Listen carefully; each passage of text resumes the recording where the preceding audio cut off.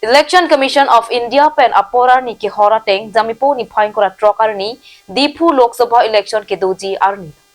La so Farman Heloving Polling Station anat pini Diphu manja atwara long ke do ISBT long pen presiding officer polling officer pen raikoma bang phatuma phadeng kitang polling station anat pangnutang.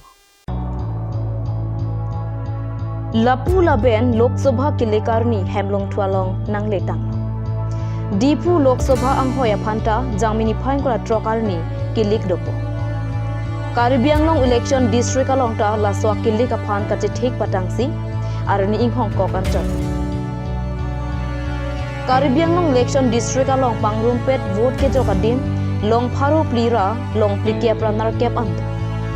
Laswang bong Diphu LA constituency along polling station aphai pharo hinira inkora trok ant.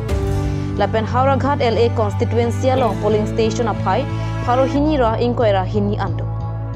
Ajahak vote ke joga dim Diphu pen Heloving ajok Diphu ISBT pen pada pen Heloving vote ke joga dim anat kengkam che jorbo. Nona dihu kilik Diphu Lok Sabha ang hoya long kachedamji asongja po bangpho.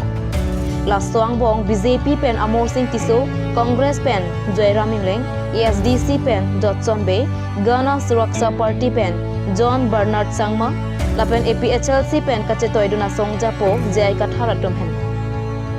Bangpho akopai Diphu Lok Sabha bang suri sirukep dokai awotar se ingwai pon.